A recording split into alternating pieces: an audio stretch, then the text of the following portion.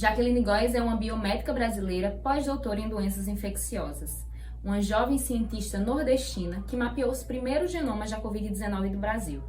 Nos livros do futuro, a doutora Jaqueline vai estar entre os nomes determinantes para o entendimento da pandemia que começou em 2020.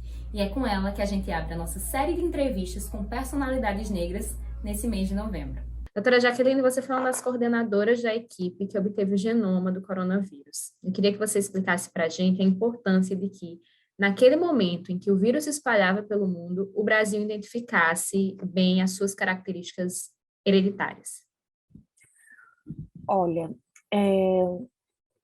o sequenciamento genético de qualquer micro-organismo, ele está relacionado com a identificação não só da história pregressa do vírus, né, daquela linhagem até aquele momento, mas também nos ajuda a entender quais são as características do vírus naquele recorte de tempo, para a gente poder comparar com os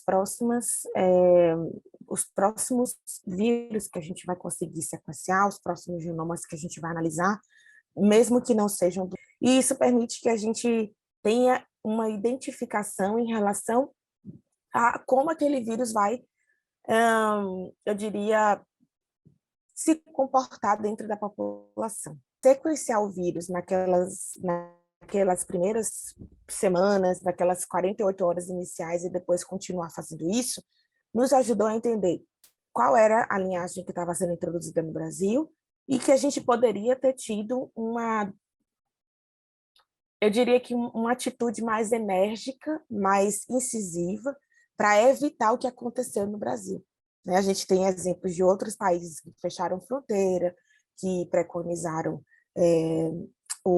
as medidas não farmacêuticas, distanciamento social, a própria quarentena, o uso de máscara. Então, assim, o Brasil foi muito tardio e heterogêneo em tomar essas atitudes, né? em tomar, implementar. Com que a senhora e sua equipe agiram é inegável, mas eu queria saber em que momento vocês começaram a acompanhar o que acontecia no mundo para tentar prever, para tentar saber como se comportar quando a pandemia chegasse aqui no Brasil.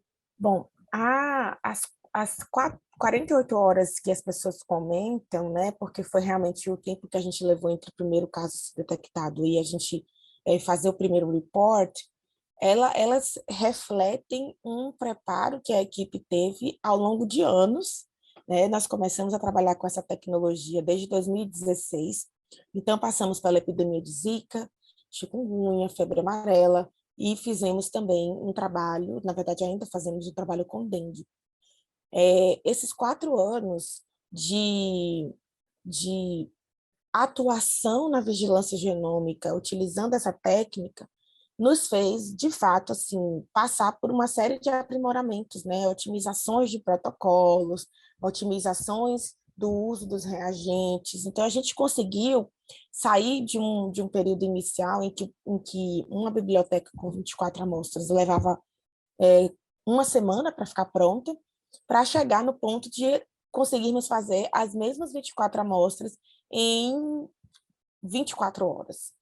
As 48 horas, a rapidez com que a gente fez o sequenciamento, ela, na realidade, refletem todo esse processo que nós fomos otimizando ao longo dos 4 anos em que a gente já trabalha com essa técnica. Em relação à pandemia de Covid-19 em si, a gente começou a observar a partir de 2020, janeiro de 2020, quando os casos começaram a atingir Europa e América do Norte. Por quê? Porque no mundo tão global, as epidemias elas se dispersam através do trânsito entre as pessoas. A medida que eu acho que mitigaria, que evitaria que a doença chegasse no nosso país da forma como chegou. Então, em janeiro, nós começamos a nos preparar, e isso significa compra de reagentes específicos para que pudéssemos fazer o sequenciamento do SARS-CoV-2 especificamente. Além disso, preparo da equipe para trabalhar com o vírus respiratório, porque a nossa expertise é com vírus arbovírus, que são vírus transmitidos por mosquitos, ou seja, a gente não tinha experiência em trabalhar com vírus respiratórios, apesar de que todos os critérios de biossegurança que a gente usa, no geral, né, de forma convencional, eles são aplicados também para os vírus respiratórios. Então, essa transição ela foi tranquila, ela não foi uma transição extremamente difícil e acentuada.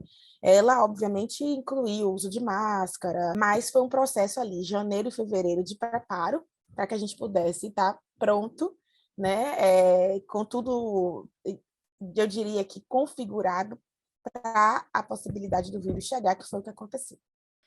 Eu queria saber um pouquinho, a senhora foi pontuando as etapas, e eu queria saber um pouquinho se houveram dificuldades em relação a recursos. Essa pergunta tem muito a ver com o entendimento do Brasil atual, os últimos cortes que a gente tem enfrentado na ciência, então existe essa dúvida.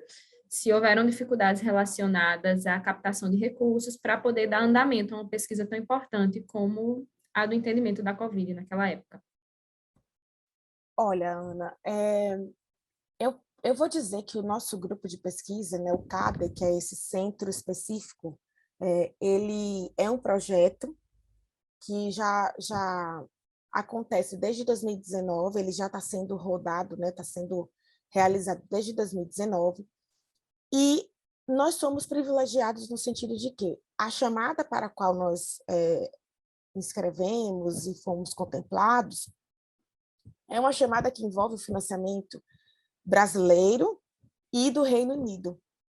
Então, a gente tem um recurso que vem da FAPESP, que é a Agência de Fomento no Brasil, né, a Fundação de Amparo à Pesquisa no estado de São Paulo, e a gente tem o recurso do MRC, que é o Medical Research Council, aqui do Reino Unido.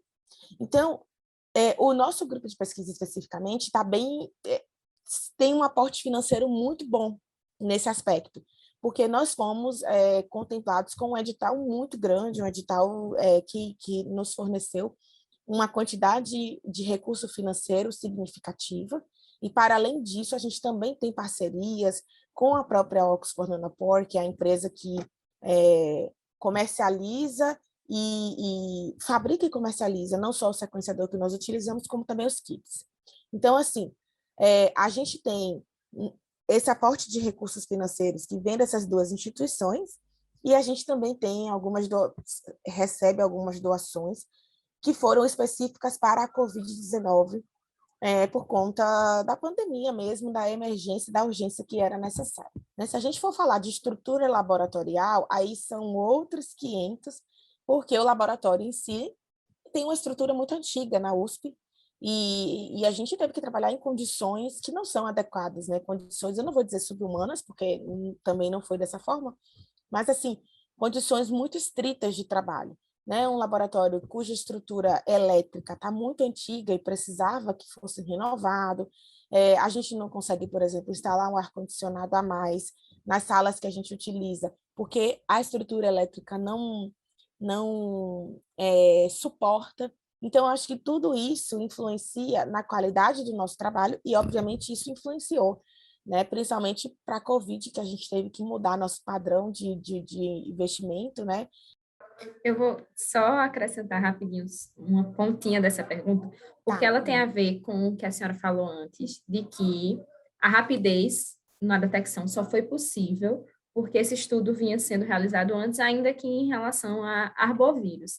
Uma coisa que comentou-se muito no começo da pandemia é que o Brasil tem um aporte científico gigante, assim, uma capacidade intelectual por parte dos cientistas, mas a falta de recursos faz, eventualmente, que não exista esse preparo. E caso tivesse tido esse preparo de uma forma ampla, a pandemia também teria sido, a lida teria sido diferente. Eu queria saber o seu olhar em relação a isso. Eu concordo plenamente com o que você trouxe, esse ponto. Ele é um ponto que, inclusive, diz respeito à nossa vida pessoal, né? A gente observa o que já foi chamado de fuga de cérebros, né? Que é justamente os pesquisadores que são formados no Brasil, que vão avançando na área acadêmica em processo de formação, então passam ali pela pós-graduação, começam a trabalhar, mas é um profissional altamente qualificado, cujo mercado de trabalho não consegue absorver. E aí o mercado de trabalho, eu estou falando não só a iniciativa privada, mas principalmente a iniciativa pública, né? A gente não tem concursos suficientes para absorver todos os profissionais que vão sendo formados. E isso passa muito pela falta de investimento em ciência. O Brasil não acredita, o Brasil, quando eu falo Brasil, acho que a estrutura governamental brasileira, ela hoje não acredita que ciência é investimento, né? Para o governo brasileiro hoje, ciência é gasto. E isso vai na contramão da maioria dos países que a gente conhece, que são extremamente desenvolvidos economicamente, porque eles investiram em ciência. A senhora usa as redes sociais, mostra seu trabalho em redes sociais também. Eu queria saber se a senhora considera essas plataformas como completas aliadas ou se, na sua visão, tem algum limite de uso nesse ponto. Olha, eu acho que existe um limite de uso, a linha é bem tênue, então, em vários momentos, a gente fica sem saber, né, se ultrapassou essa linha ou não. Acho que é uma grande aliada, mas eu acho que tem ainda, porque a gente vive numa sociedade que, infelizmente, não teve educação científica ao longo da sua trajetória, e é uma sociedade que não consegue aproveitar o conhecimento científico que está sendo colocado, né, que está sendo apresentado ali. Então, eu uso bastante as redes sociais, agora menos, ano passado eu usei muito mais, esse ano, por conta da minha vinda para o Reino Unido e a necessidade de dedicação aqui, eu tenho feito muito mais um trabalho assim nos bastidores, dando entrevista, como é o caso aqui para vocês, participando de palestras, congressos, para universidades, faculdades e até escolas infantis. Então, é um trabalho que eu estou fazendo por trás e que eu, assim, eu não sei nem dizer para vocês se é uma coisa boa ou ruim, eu acabo não divulgando, né? Eu tenho essa dificuldade de ficar divulgando as coisas que eu estou fazendo, também pela falta de tempo, porque a rede social nos ocupa muito, né? A gente precisa ter uma dedicação que muitas vezes não é compatível com a nossa atividade. Então, eu sou pesquisadora, ou seja, continuo desenvolvendo minha pesquisa em laboratório, na bioinformática, na maioria das vezes eu fico em casa, fazendo a parte de bioinformática, que é o que eu vim para cá para realmente aprender, e isso daqui já toma, sei lá, 70% a 80% do meu tempo, né? Então, os 20% que sobram é aquela divisão entre viver a vida pessoal, que ainda existe, graças a Deus, e tomar conta das redes sociais. Então, eu ainda não tenho, eu tenho expectativas para que isso aconteça, mas isso também envolve recurso, ter uma equipe que possa lidar com as redes sociais, né? De modo que eu fique responsável muito mais pela produção do conteúdo em si, ali, da gravação, mas essa parte de editar, de fazer as postagens, de acompanhar como é que está sendo o engajamento dessas, essa linguagem mais de redes sociais, que eu acho que vocês devem entender bem, ela é difícil para a gente conseguir fazer. Então, eu teria que ou trabalhar só com isso, né, somente com divulgação científica, ou ter, de fato, uma equipe, uma pessoa que pudesse tomar conta disso, para que eu ficasse responsável apenas pelo conteúdo científico, pela produção desse conteúdo.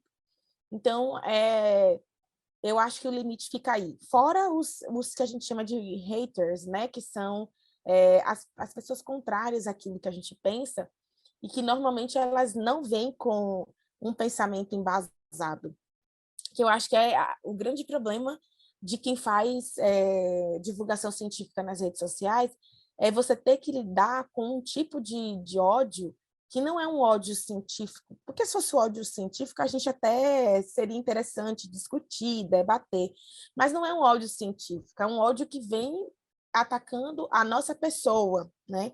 Eles não atacam a nossa linha de raciocínio, eles não atacam o conhecimento que a gente está abordando ali, o tipo de divulgação que nós estamos fazendo. Eles atacam a nossa pessoa, né? Ontem mesmo, depois de, sei lá, quase 2 semanas que eu fiz uma postagem sobre vacinas não causarem AIDS, ontem eu recebi um comentário, e aí eu tomei a decisão especificamente nessa postagem, de tudo que for ofensivo e que não traga uma contribuição científica, de fato. Eu excluo, porque eu acho que não faz sentido, né? A intenção ali é debater ciência, é discutir os pontos de vista científicos, mas as pessoas veem, ontem o comentário foi assim, que era para eu pegar o meu limitezinho, porque eu falei que a paciência já estava no limite, né, na minha postagem. Aí o comentário veio como assim, para eu pegar o meu limitezinho e enfiar em determinado local lá, e dizendo que eu, como que era? Que provavelmente eu estava sendo paga pelas indústrias para poder falar sobre as vacinas. Gente, queria eu estar sendo paga pelas indústrias para poder defender vacina. Eu estaria já com uma pontinha no meu bolso. Não existe pagamento, não existe nenhum tipo de financiamento para fazer divulgação científica. Isso inclusive, um dos pontos que eu acho que daqui para o futuro precisam ser tocados, né? Eu não falo especificamente fazer propaganda, mas quem faz divulgação científica hoje no Brasil, infelizmente, não recebe por isso. A gente não tem bolsas, quer dizer, agora até está começando a ter, né, para jornalismo científico, mas cientistas não recebem para fazer divulgação científica, né? Então, assim, tudo que vem, normalmente, vem por conta de institutos que foram formados, de patrocínio de iniciativa privada, mas não é uma área na ciência, né? A ciência nunca se preocupou muito em fazer divulgação científica, e acho que a gente está sofrendo com isso agora, porque esse negacionismo ele é resultado das pessoas que não foram educadas cientificamente e que não conseguem acompanhar essa linha de raciocínio científico, porque não entendem como o método científico funciona. Então, eu acho que é um pouco dessa mistura, assim. Pegando um pouco da sua deixa, aqui no Brasil, além da pandemia da Covid-19, a gente enfrenta essa epidemia de fake news, né? Que é um caso gravíssimo e que tem vocês, cientistas, e a ciência como um dos principais alvos. Para você, como cientista, como seria o melhor caminho de enfrentar isso? Qual seria, de que maneira mesmo, de que maneira a gente pode estar derrubando este problema, que também é grave e que, assim como a pandemia, também mata, né? Então, Jonathan, eu acho que o caminho nesse momento é enfrentar mesmo, né? A gente vai passar por esses momentos em que os negacionistas vão se utilizar de argumentos odiosos para tentar invalidar o nosso posicionamento científico ali. Acho que a gente precisa realmente pegar essa fake news, né, aquelas que estão circulando, e falar o que é errado, né? É assim, trazer o ponto de vista científico verdadeiro, e aí muito entre aspas, porque na ciência não existe verdade absoluta, mas o que está em voga nesse momento, para que a gente possa ir desmistificando. Acho que a forma correta de fazer isso, para além de peitar, para além de realmente se levantar contra e botar a cara para poder receber os tapas, digamos assim, eu acho que é tentar usar uma linguagem que as pessoas, de fato, consigam entender. Nós, cientistas, temos uma dificuldade muito grande de falar com o público, porque a gente sempre usa, sei lá, uma linguagem muito complexa, né? E eu acho que até uma dificuldade, uma inabilidade de muitos cientistas, porque não conseguem mesmo, assim, não foram treinados, a gente não foi treinado para poder conversar com o público. E hoje a gente consegue entender o quanto que isso é danoso, né? O quanto que isso é danoso não só para a nossa categoria, como cientistas, mas também para a vida das pessoas, né? A vida de uma sociedade, né? A vida da população. Então, eu acho que, assim, investir, né, nessa frente, eu diria, né? Se nem todo cientista tem a capacidade de ir para as redes sociais, para a TV, dar entrevista, falar, colocar a cara a tapa, que a gente consiga estabelecer, talvez, um conselho, um comitê de cientistas que estão disponíveis para fazer isso. A gente não faz ciência porque, eu tive uma ideia e aí, por causa dessa ideia, eu vou fazer ciência. Você faz ciência na tentativa de melhorar a qualidade de vida das pessoas. Em 2020, doutora Jacqueline, você recebeu o prêmio CAPES de tese. E esse apontamento é só para mostrar que essa é uma das titulações que você tem conquistado e uma das formas que tem feito você ter destaque na ciência. E é, sobretudo, uma mulher negra se destacando na ciência, uma área composta majoritariamente, historicamente, por homens brancos. Eu queria saber quais os principais desafios, as barreiras de gênero e de raça para uma pesquisadora jovem como você nesse campo. Eu costumo falar, Ana, que na ciência as pessoas são muito educadas, muito polidas, elas dificilmente exercem ações de racismo abertamente, né? Então, é uma coisa mais velada, é uma coisa assim que acontece, mas você fica na dúvida se é realmente ou não. E até pouco tempo, acho que 2, 3 anos, não se discutia muito sobre ações antirracistas, ou não se discutia sobre ações racistas para que as pessoas que sofrem racismo soubessem, né, que estavam sendo vítimas de racismo. Então, ao longo da minha trajetória na ciência, eu passei por diversas situações que foram racistas, mas que até para mim era difícil de identificar, ou mesmo que eu identificasse, eu não tinha voz suficiente para me levantar e dizer, olha, você está sendo racista, e eu não vou aceitar isso. Então, assim, acho que discussões sobre o racismo, na ciência especificamente, assim, da perspectiva que eu tenho, da experiência que eu tenho, é algo de 3, no máximo 4 anos para cá. Então, eu acho que eu nasci como mulher negra, eu me vi, me entendi, me li como mulher negra há pouco mais de 6 anos, que veio muito com a questão de transição do cabelo, né? Transição para deixar o cabelo natural. E aí, aos poucos, você vai começando a se alimentar dessas fontes de pessoas que discutem racismo, que falam sobre isso, e aí você começa a entender uma série de conceitos. Então, eu acho que os episódios de racismo que eu sofri foram episódios velados, né, que não tinham a cara assim escancarada de racismo, mas que hoje eu entendo que eram, mas na época não tinha, eu não tinha esse empoderamento para me levantar contra e denunciar e falar e exigir mais respeito. Então, assim, a gente, e aí eu vou falar a gente, porque não só mulheres, mas principalmente mulheres negras, eu acho que negros de modo geral, eles costumam ser desacreditados ou diminuídos na sua capacidade intelectual, né? Então, por muitos momentos, eu me vi em situações em que eu tinha que provar que o que eu estava dizendo era certo ou que o que eu tinha entendido de determinada situação era, de fato, aquilo que tinha acontecido, né? Então, eu acho que o grande problema é esse, assim, para a gente na academia é ser descreditado, né? A gente nunca tem a credibilidade a nosso favor, porque nós primeiro somos lidos como corpos pretos, não intelectuais, para depois sermos entendidos como.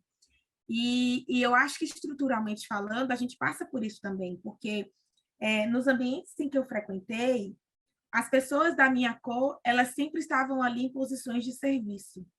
Então, isso, obviamente, traz uma grande diferença no sentido de que você nunca é lido, de fato, como você, na posição que você ocupa, porque as pessoas ali estão acostumadas a ler pessoas e corpos negros como pessoas em posição de serviço, né? Então, eu provavelmente antes era lida como a auxiliar de serviços gerais, era lida como a empregada de alguém. Quando eu virei doutora, eu acho que isso se acentuou ainda mais, né? Quando eu obtive meu título de doutorado, que as pessoas passaram, quem me conhecia, passaram a me chamar de doutora, que eu acho, inclusive, que é um título que, na minha cabeça, anteriormente, eu usava muito no ambiente científico, mas que agora, com a questão de redes sociais, a questão de marketing, e a gente acaba se utilizando disso para a questão de credibilidade, né? Então, assim, você tem muito mais credibilidade quando você tem um títulozinho na frente, né? O doutora Jaqueline Góes, e as pessoas te chamam por doutora, do que quando você é chamada só pelo seu nome, né? Porque dá margem a uma série de interpretações que a nossa sociedade está acostumada a fazer.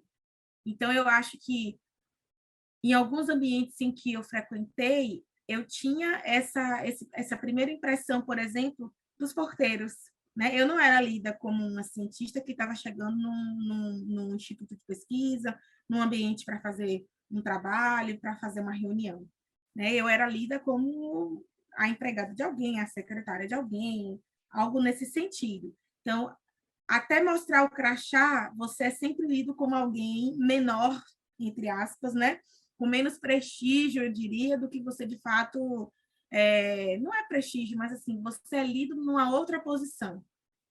Que aí eu acho que essa coisa de prestígio também não faz muito sentido, né?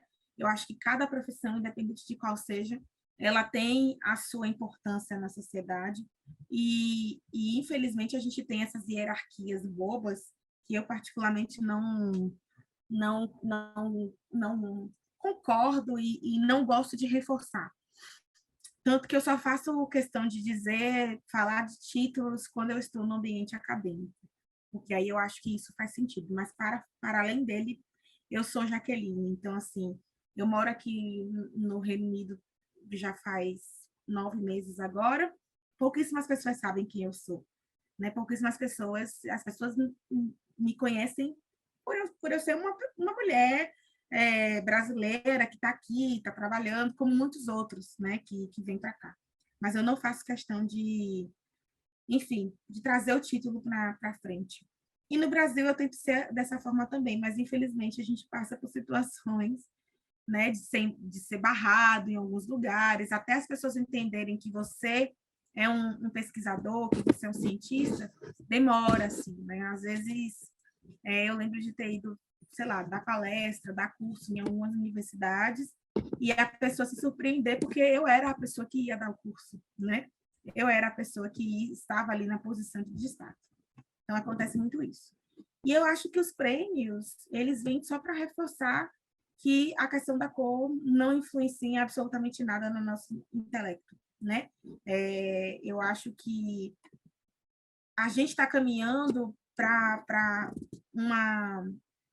um estado na sociedade em que as pessoas começam, de fato, a questionar a forma o tratamento que elas nos dão quando elas nos encontram, justamente porque você não sabe quem está do outro lado. E eu acho isso muito bonito, apesar de ser uma luta constante, algo que nos fere, né, enquanto pessoas pretas, mas que está fazendo uma revolução, né? Então, eu vejo muitos dos meus colegas doutores, não na área que eu trabalho especificamente, mas principalmente na área de humanas, negros com cabelo rasta, com cabelo trançado, com cabelo black. E aí eu acho bonito que as pessoas não leem, né, esses corpos com manifestações da nossa cultura africana, da nossa ascendência africana. Eles não leem os nossos corpos como os corpos de doutores, né, de empresários, de CEOs, de donos de empresa, de donos de meios de comunicação, gerentes, consultores. E aí, quando eles realmente vão nos conhecer, eles tomam aquele choque inicial. Então, eu gosto desses momentos em que as pessoas sofrem esses choques, porque vai mostrando cada vez mais que não dá para julgar o livro pela capa, né? A capa é só uma capa. O que importa é o que tem dentro do livro, né? O que importa é o conteúdo. Então, eu fico muito feliz quando coisas nesse sentido acontecem. Mas sofri, né? Vim perceber tardiamente, ou vim ter consciência tardiamente de que sofri muito racismo, mas também me sinto privilegiada, feliz por ter sido contemplada, não só com essa posição de destaque, que mostra que qualquer um pode, né, alcançar isso, basta que tenha oportunidade, e acho que os prêmios estão aí para mostrar isso, né? O meu prêmio da CAPES, ele aconteceu muito antes do sequenciamento, né? A minha inscrição na CAPES, a minha tese da CAPES, ela veio muito anterior, um ano antes do sequenciamento do vírus, né? Então, essa tese já estava sendo analisada, o anúncio é que foi feito depois. Então, eu acho que isso mostra, né? Acho que mostra... Desculpa, gente. Acho que isso mostra o quanto que o meu preparo, que encontrou com uma oportunidade, mostrou, não só para o ambiente acadêmico, o ambiente científico, mas para a sociedade, que, para além de ser a pesquisadora que sequenciou o genoma da Covid-19, eu já tinha um trabalho muito relevante, né? E isso só reforça essa ideia de que o Brasil, eu acho que valoriza pouco os seus cientistas, né, os seus pesquisadores, e menos ainda aqueles que são negros. Então, acho que é um pouco disso. Doutora, continuando nesse ponto, a senhora acha que o fato da ciência ser formada predominantemente por brancos, de alguma maneira, faz com que as especificidades da comunidade negra, principalmente em relação à saúde, sejam deixadas de lado? Sim. Sabe o que a Djamila traz o conceito de lugar de fala, né? E a gente normalmente usa o lugar de fala muito para questões realmente relacionadas à opinião, a sentimento, e a gente esquece que na ciência a gente sempre teve brancos estudando populações negras. E brancos estudando populações negras é um exemplo clássico da inexistência do lugar de fala, porque é sempre uma visão hierárquica de alguém que está numa posição, intelectualmente falando, acima, né, na educação formal, eu vou dizer, que está numa hierarquia acima, olhando para quem está de baixo. Só que a gente esquece que as comunidades, independente de serem negras, indígenas, elas têm saberes populares, que não são levados em consideração quando a gente fala de ciência formal, mas que estão aí há milhares de anos e que, obviamente, têm o seu valor, né? A gente não traz as particularidades das vivências negras, né, de corpos negros na sociedade, para entender questões de saúde, por exemplo. Né? Se saúde, pela OMS, tem o conceito de integralismo, em que a OMS diz que saúde é o completo bem-estar, né? Não só físico, mas psicológico e social em que o indivíduo se encontra. Se a gente trabalha só com o físico e esquece de entender o social e o psicológico, que para as pessoas pretas é muito mais acentuado, a gente não está tratando de saúde. A gente está tratando de um componente que é o componente clínico. Né? A gente fala de um componente clínico. Então, eu acho que assim, falta nas pesquisas, principalmente as pesquisas lideradas por pessoas brancas, primeiro, diversidade na equipe, porque uma vez que você tem pensamentos de pessoas diversas, você começa a ter visões e pensamentos diversos, porque cada um vai trazer a sua experiência pessoal e o seu background para a mesa de discussão, e a gente não vai ter nossos dados sendo analisados única e exclusivamente por pessoas que não vivem aquilo que a gente vive. E mais do que isso, eu acho que quando a gente faz uma pesquisa com a população negra, a população indígena, a população asiática, seja como for, a gente precisa ter diversidade também para entender o que aqueles dados estão nos dizendo. E eu acho que isso só é possível quando você consegue se relacionar, né? Quando você consegue se identificar com aquela população. Então, o que eu penso? Se a gente vai estudar uma comunidade de uma periferia, a gente precisa trazer para a pesquisa pessoas que fazem parte daquela periferia. Porque as vivências que essas pessoas vão trazer e a interpretação que essas pessoas vão fazer para os dados, ela passa por uma experiência pessoal de vivência ali, naquela comunidade. Então, falta, eu acho que na pesquisa, na ciência branca, entender que o conhecimento, ele é difuso, ele é diverso, né? Por mais que a gente use técnicas, por mais que a gente use estatística para entender, quando você tem um olhar de quem vive de dentro, né? Dentro das comunidades, dentro daquela perspectiva, a gente consegue compreender de uma forma mais ampla os fenômenos clínicos, físicos que acontecem ou que são expressos naqueles indicadores numéricos, que na maioria das vezes a gente vira número, né, na pesquisa, e aí somos somente números.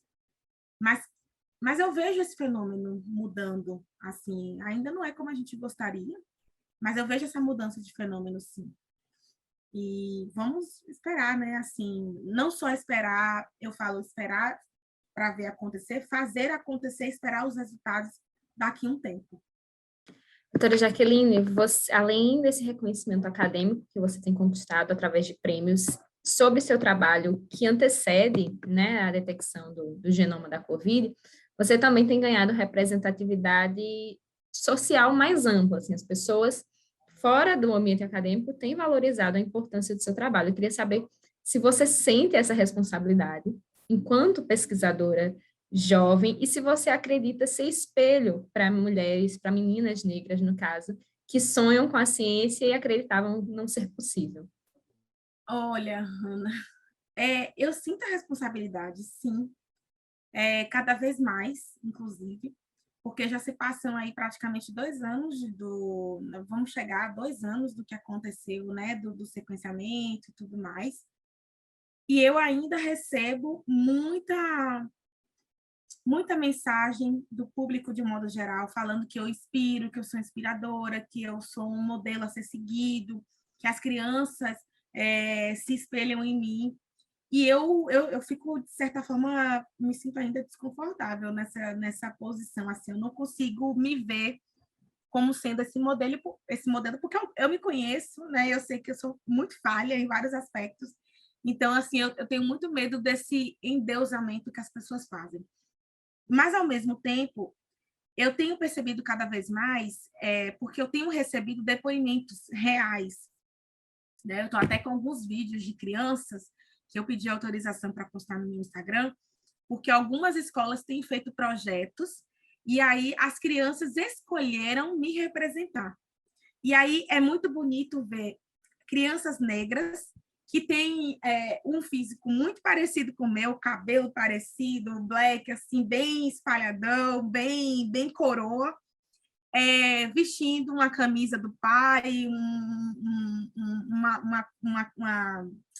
uma roupa mais larga, branca, para dizer que é o cientista ou que é a cientista. Gente, isso assim, isso me move muito mais do que qualquer homenagem que eu receba de órgão oficial do Brasil. Isso me vale muito mais do que qualquer prêmio, porque realmente eu estou vendo o resultado desse processo inspiracional.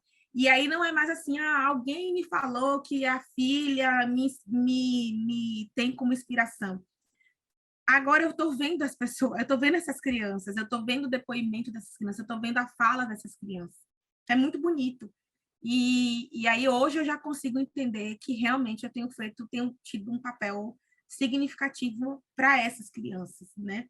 Eu hoje consigo ver que a minha presença, a minha existência, como a gente costuma dizer, ela faz uma diferença no mundo, né? Pelo papel de destaque, pela posição em que eu estou ocupando no momento que eu fui colocada.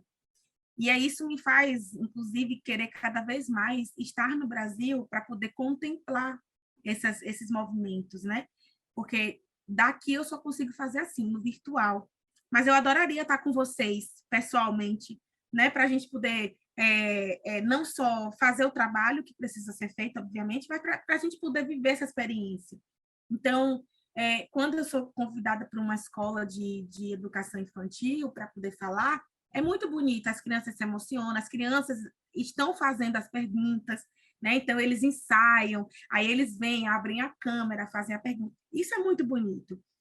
Mas eu queria estar lá. Eu queria ver o rostinho, pessoalmente, dessas crianças, eu queria poder abraçar, eu queria poder comemorar, confraternizar com eles. Então, eu acho que hoje eu consigo ter um pouco da noção dessa representatividade. E hoje eu consigo perceber a responsabilidade que isso tem, né? O peso que isso tem, porque você acaba virando realmente um modelo a ser seguido. E é muito complicado isso, né? De ser modelo assim, porque a gente é tão falho, eu sou tão falha, eu tenho muitas falhas, então meio que assim, às vezes eu me sinto uma impostora, a síndrome da impostora, né? Que a gente conhece. Mas aos poucos tenho tratado disso na terapia, E tenho também vivenciado esses pequenos momentos que vão me mostrando cada vez mais que realmente, né, as crianças, principalmente crianças, mas não só as crianças, muitos adultos, quando eles falam que eu sou um modelo de inspiração, que eu sou uma inspiração, é verdadeiro, né? Então, faz sentido. E eu espero corresponder, né? Espero corresponder não só como um exemplo, mas principalmente colocando em prática, né? Trazendo, de fato, o resultado dessa minha influência, né? Eu tenho ideias de projeto para desenvolver no Brasil que está relacionado com a educação, né? De meninas, principalmente mulheres, em situação de vulnerabilidade, mas não só, né? Não exclusivamente meninas. Mas eu tenho, na verdade, hoje, eu tenho sentido um chamado para poder usar essa minha influência, para poder usar toda essa posição de destaque que eu recebi para angariar fundos e começar esse projeto, né? Eu tenho que usar essa fama de alguma forma, não dá para ficar só com esse rostinho bonito nas redes sociais, sabe? Então, eu sinto assim que eu preciso usar essa influência, usar esse rostinho para conseguir recursos mesmo, para poder, se não recursos, ao menos ações que mudem a vida das pessoas de fato, assim, não só no campo inspiracional, né? Eu acho que a inspiração é importante, mas a oportunidade é muito mais importante, né? É você oferecer possibilidades das pessoas mudarem realmente de vida. Doutora, tem uma conterrânea sua, a cantora Larissa Luz, que ela tem uma música que ela fala: procuram-se bonecas pretas, procura-se representação. Você virou uma boneca, virou Barbie. Eu queria que você falasse dessa homenagem e o que ela representa, o que ela pode representar para essas meninas que você estava falando agora há pouco. Olha, quando eu fui convidada para fazer parte desse... Na verdade, não fui nem convidada, eu fui questionada sobre aceitar ou não a homenagem, né? E de cara, logo assim, quando o Ricardo, que é o meu agente aí no Brasil, falou para mim, falei, imagina, eu falei assim, não, Rick, não faz sentido, tipo, eu nem pareço com a Barbie. E aí ele riu, né? Porque, assim, era uma situação icônica, né? Eu falando com ele no telefone, aí ele, kkkk, não, meu amor, é a Barbie que vai aparecer com você. E aí, quando a ficha caiu, aí eu falei, peraí, então deixa eu sentar aqui para entender o que você está querendo dizer. Então, foi mais ou menos desse jeito, sabe? Assim, no início eu falei, imagina, não faz sentido nenhum. Eu nem me identifico com essa boneca. Tipo, na minha infância, eu passei por momentos de brincar com a boneca e eu lembro de pensar, imagina, eu nem me pareço com essa boneca, eu nunca vou ter esse corpo, eu nunca vou ter esse namorado Ken, né? Eu quero Ken, como que eu vou ter uma casa como essa, um carro desse jeito? Não me via, porque não era a minha realidade, né? Nunca foi. E aí entender que a Mattel estava vindo nesse movimento contrário, né? Que era justamente pegar pessoas reais e fazer bonecas inspiradas nessas pessoas para que as crianças soubessem que elas podem ser como aquelas pessoas. Aí aquilo me despertou para a questão da representatividade. Eu fiquei muito contente depois que eu entendi qual era o verdadeiro propósito, né, da homenagem. A boneca realmente se parece comigo, todo o processo foi feito em conjunto, então eu pude dizer, olha, eu não quero o cabelo desse jeito, eu quero o cabelo mais armado, eu quero o cabelo mais assim, eu quero a cor mais escura, então, assim, eu quero o sapato desse jeito. Eu pude dizer, né? Eu pude, assim, como é que eu posso dizer? Escolher como a boneca realmente seria. E a única coisa dessa história toda que ainda não me desce, eu diria assim, né, na garganta, é que a boneca não vai para as prateleiras, né? Infelizmente, ela não vai para o mercado. Ela foi feita única e exclusivamente para homenagem. Então, eu tenho uma boneca, né? Eu recebi uma boneca, mas foi essa e só. A gente não tem outras, né? Eu não, por exemplo, a minha já é da minha mãe. Eu nem tenho, né? Na verdade, a minha não é minha. Porque a maioria não, todos os meus prêmios eu entrego para minha mãe. Eu acho que os meus pais são os grandes vencedores desses prêmios, eles são os grandes donos, né, desses prêmios. E aí eu recebo muita mensagem, né, de gente pedindo para eu indicar onde compra, perguntando se eu consigo comprar aqui, mandar. E aí eu tenho que explicar, gente, infelizmente a boneca não vai para as prateleiras, e as pessoas ficam abismadas, tipo, como não? Porque existe uma demanda no Brasil, né? Existe uma necessidade de ter, né, essas representatividades. Então, eu acho que se a boneca fosse para as prateleiras, seria muito maior. Mas ela já é, né? Ela já é uma grande representatividade. As crianças se identificam com isso. E não é à toa que as crianças querem ter a boneca, né? Então, eu acho que já é o primeiro passo. Né? E aí eu falo de crianças, e não estou falando só de crianças negras, não. Eu recebo muita mensagem de mães brancas, de crianças brancas querendo comprar a boneca da doutora Jaqueline Gomes. Então, isso é muito bom. Isso é uma mudança realmente de... Eu acho que é uma semente plantada para a gente colher daqui, sei lá, 15, 20 anos, mas a gente vai colher um futuro melhor. Eu acho que pensando nas questões de raça, né? Nas questões de cor. Não tem como deixar de tentar entender quais foram suas referências para entrar nesse mundo da ciência. Eu queria saber se a doutora Jaqueline teve referências de mulheres negras na ciência e como foi esse processo de entrar nessa realidade, de decidir trabalhar com isso. Eu não tive referências de pessoas negras na ciência. Na verdade, ser cientista foi uma coisa que eu só entendi que poderia ser quando eu realmente comecei a trabalhar com ciência. Que foi na época da faculdade. Então, não passava pelo meu imaginário que eu poderia ser uma cientista. Eu quando entrei na graduação, eu quis fazer o curso de biomedicina para ser analista clínica.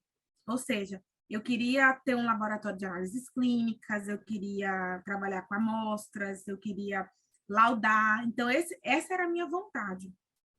Mas eu acabei me encantando com esse relato dos meus professores, que já faziam ciência na época, de fazer um mestrado, doutorado, ou já eram pesquisadores na Fiocruz e na Universidade Federal da Bahia. E, com isso, eu acabei me interessando por conhecer. Né? Então, quando eu comecei a tentar vaga de iniciação científica, era muito mais para conhecer o campo do que, de fato, para trabalhar na área. Só que daí, quando eu entrei, eu fui entendendo que eu gostava muito do que eu fazia, que eu queria seguir carreira naquilo, fazer mestrado, fazer doutorado. E isso foi muito, muito bacana, assim, foi um processo de construção. Mas eu não tive referências referências negras na ciência. Essas referências, elas vieram muito depois, né? Então, quando eu comecei a conhecer pesquisadoras e pesquisadores negros, foi que eu comecei a entender que assim, primeiro, a falta de representatividade, segundo, a inspiração que essas pessoas me traziam, né? Porque a gente se reconhece. Você olhar e ver alguém da sua cor, com a textura do teu cabelo, numa posição de destaque, te faz pensar, eu também posso chegar. Então, é justamente isso que eu acho que hoje eu sou, né, para uma série de pessoas no Brasil, mas eu, infelizmente, não tive. Eu vou citar aqui para vocês duas mulheres que hoje me inspiram muito, que são mulheres negras e com as quais eu me identifico, que são a professora Marilda Gonçalves, que é uma pesquisadora, hoje ela é diretora da Fiocruz da Bahia, é uma mulher negra, que desbravou, literalmente falando, o ambiente científico na Fiocruz, porque quando ela não é médica, ela é farmacêutica, e na época que ela foi inserida no hall, né, de pesquisadores da Fiocruz, não existiam pesquisadores que não fossem médicos. Então, ela foi a primeira pessoa não médica a ser incluída no hall de pesquisadores da Fiocruz e, para além disso, a primeira mulher negra. Então, assim, ela hoje é uma grande inspiração para mim. Eu também me inspiro muito na professora Sônia Guimarães, né, que assim, que eu acho que é incrível pelo que ela faz, porque a professora Sônia, ela é professora do ITA, ela é uma mulher negra, ela é a primeira mulher negra a ser professora do ITA. Então, assim, e até hoje ela está lá Ela é uma mulher que já teve várias invenções, várias patentes. Então, para mim, que sou professora de uma disciplina que envolve física, a professora Sônia é esse estandarte, assim, né? Esse exemplo de mulher que eu gostaria de ser ou que eu me inspiro. E, falando um pouquinho das minhas inspirações que não foram científicas, eu vou trazer a minha mãe, né? Que é pedagoga de formação, mas trabalhou como auxiliar de enfermagem a vida toda. E como auxiliar de enfermagem, eu tive muita vivência com o ambiente hospitalar. Não só porque a gente ia buscar minha mãe nos plantões, né, com muita frequência, eu, meu pai, meu irmão íamos buscar minha mãe nos plantões, mas também porque minha mãe chegava dos plantões e contava o que ela tinha vivido. Na época teve um recém-nascido assim, assim, assado, e a gente teve que puxar um acesso, que a gente teve que fazer isso. Então, assim, aquele imaginário de cuidar das pessoas, né, começou a ser nutrido em mim desde muito pequena. E eu tinha essa coisa de fazer medicina até entender que não ia dar muito certo, porque eu não tenho muito traquejo assim para lidar com pessoas quando estou cuidando dessas pessoas numa responsabilidade de médico, né?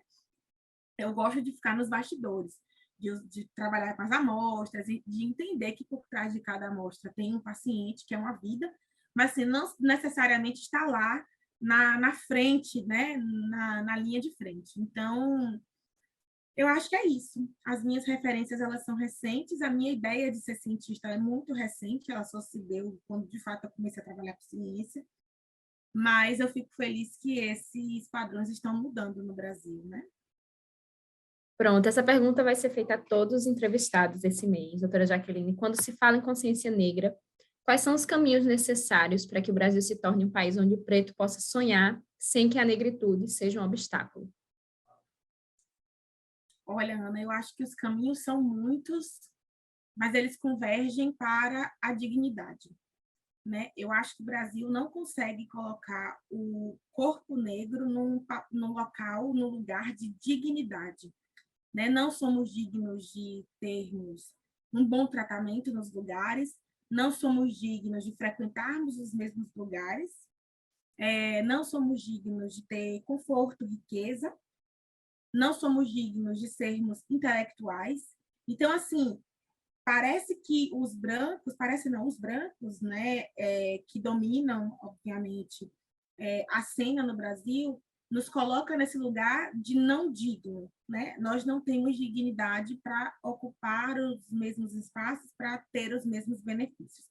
Então, eu acho que os caminhos eles são diversos, mas eles vão congruir, né? Eles vão convergir no, no, no em ver o negro com dignidade, né? Em oferecer uma dignidade para a vida das pessoas negras. Então, eu acho que isso passa por respeito, não só respeito à pessoa humana, né? Porque muito se fala, somos todos humanos, nós somos todos iguais perante Deus. De fato, perante Deus nós somos todos iguais, de fato somos todos humanos. Mas por que então que o tratamento é diferenciado? Por que se matam mais negros antes mesmo de saber, né? Por que um negro com guarda-chuva foi morto? E por que um branco com guarda-chuva não é morto?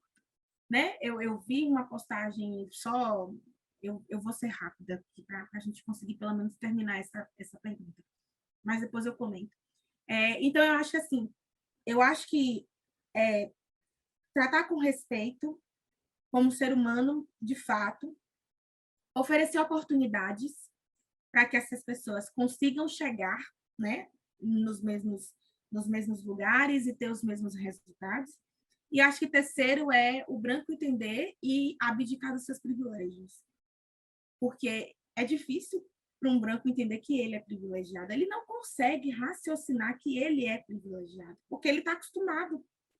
Ele está acostumado com o privilégio, ele está acostumado a viver aquela realidade. Então, para ele é muito complicado ele entender que ele é privilegiado. Mas uma vez que isso aconteça, eu acho que abrir mão de determinados privilégios em detrimento da ascensão de alguém que você considera igual, que você considera irmão, que você considera que são, né, que é humano, eu acho que é o caminho para a gente chegar nessa igualdade que a gente Eu acho utópica, mas, bom, eu acho que a gente pode caminhar.